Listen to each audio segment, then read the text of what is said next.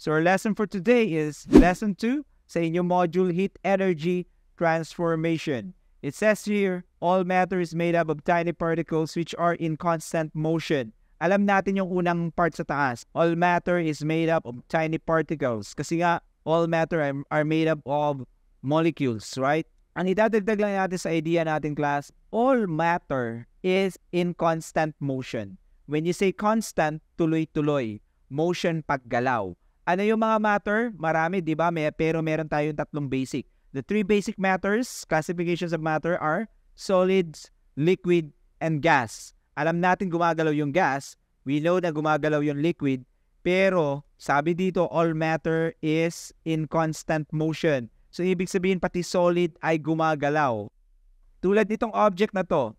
This is a solid object and it is placed on top of a dark table. Bilang solid, sa mata natin, is it moving or not moving? Of course, it is not moving, di ba? But sabi nga sa atin sa taas na nakasulat, all matter are in constant motion. Hindi man gumagalaw yung object na yan sa ating mata. Gumagalaw ito because of the things that are inside them. Remember, merong energy ang lahat ng bagay. Pag gumagalaw, kinetic. Kapag hindi gumagalaw, potential.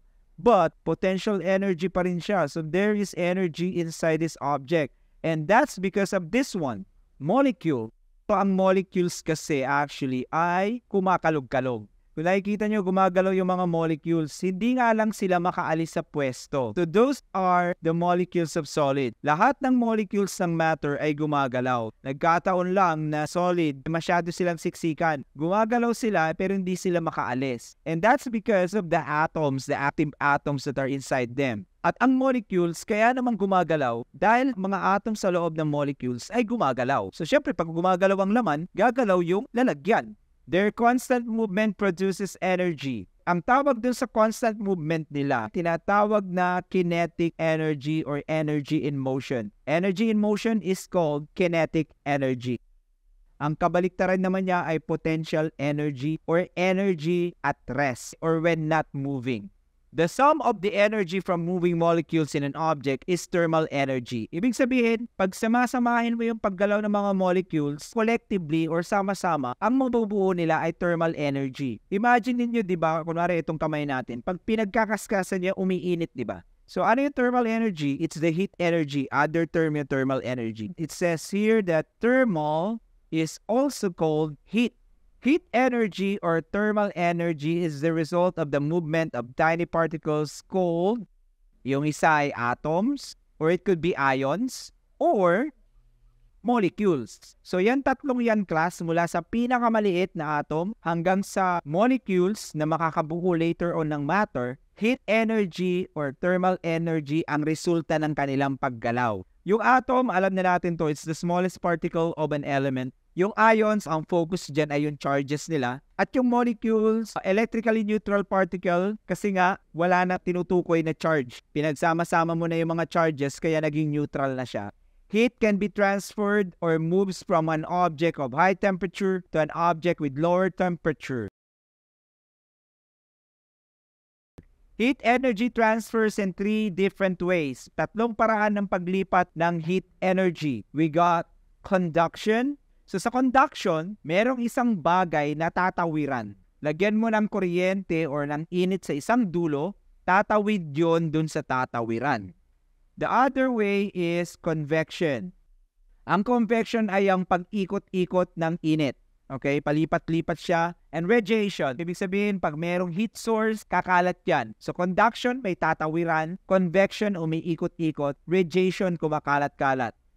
Solids and liquids para sa conduction. Convection ay pwede mangyari sa liquids at saka gases. And radiation, nangyayari lang yan sa gases. We are now on the transformation. So, ito ay isang uri ng steam engine or steam factory. So, isa lang yung example. Mula sa heat, may pinagalaw siya, mechanical. Diretso sa electrical, yung illustration. Isa yan sa mga example ng transformation ng heat. Heat can become mechanical. Mechanical can become magnetic. And magnetic can become electrical energy. So, importance of heat energy, we got transportation. Ano ibig sabihin ng transportation? Transpo. Yung mga sasakyan or kung paano tayo makakalipat sa isang lugar. And power generation. This is an example of the transportation. Ang nakikita nyo dito ay yung makina sa loob. kasi doon nangyayari yung heat energy. Sa power generation naman, pagdating sa heat, ito. So makikita nyo yung parang naka-tower live wire, so electrical, yung solar cell or solar panel, gumagamit ng heat energy from the sun. At yung parang may umuusok, yan ang tinatawag na geothermal energy. Ang pinanggagalingan ng heat ay nasa ilalim ng lupa. In transportation, yung nakikita nyo ngayon is the modern engine or the present day engine. It's called combustion engine. Pero modern time yan. Bago naging combustion engine yan, tinawag yan na heat engine. Kasi syempre, modern word combustion eh. Kasi naka-imbento na ng tao ng makina at umiinit. So, heat engine ang term pa lang nila nun. Para bang basic, di ba? Basic. Pero ulit, yung pinakaunang-unang gumawa ng makina, walang alam dyan sa mga ganyan kasi masyadong modern na yan. Ang alam lang nila noon ay steam engine. So, ang example natin dyan ay, ito ang pinakauna, steam engine. Ang tawag dyan ka sa steam engine. Pwede rin siya sa barko. Kasi syempre kung kayang paandarin ang sasakyan ng steam engine sa lupa, pwede rin namang magpaikot-ikot ng sagwan sa barko. Meron din tayong tinatawag na steamboat. So isang example ng steam engine sa barko ay yung Titanic. Kung alam niyo yung Titanic. In power generation naman, yung nakita natin kanila solar panel, isa na yan. Ang solar panel, it collects solar energy. So kinokolekta natin ang solar energy para sa heat, hindi para sa light energy niya. Gamit ang solar panel. And then, ito ngayon nakita nyo kanina, geothermal power plant. So, ang geothermal power plant uses the geothermal heat. Geothermal energy is the heat from under the ground. And geo means earth. Geo means earth. Papansinin nyo, maliit yung letter E sa earth. That's because yung word na earth dyan ay hindi tinutukoy yung planeta. At tinutukoy dyan ay yung soil. Kasi ang tawag, the other term pa rin kasi ng soil ay earth. So, geo means earth. Lupa. Geothermal heat, init sa ilalim ng lupa. Geothermal power plant ay plantang gumagawa ng kuryente gamit ang init sa ilalim ng lupa. Solar panel, nangongolekta ng solar energy. Ayan, quiz time. Alright, direction, answer true if the statement is correct or false if it is not correct. Number 1, heat is produced by moving molecules. Is it true or false? Okay, the correct answer, guys, is true. Number 2, thermal energy is also called heat energy. Of course, that's true. Thermal energy is heat energy. Number 3, heat cannot be transformed into other forms of energy. That is correct. Number 4, heat can be transferred when there is a change in temperature. That's true. Number 5, heat is transferred through conduction, convection, and radiation. That's true. Number 6, heat engines transform thermal energy to sound energy. That is correct. Yung thermal or heat energy, hindi naman pwede maging sound energy agad. 7, we are now on number 7. A steam engine is also called heat engine. Is it true or false? It's true, of course. Steam engine is also called heat engine. Number 8, ship is an example of heat engine. It's true. Number 9, geothermal power plant is a process of producing energy by utilizing heat.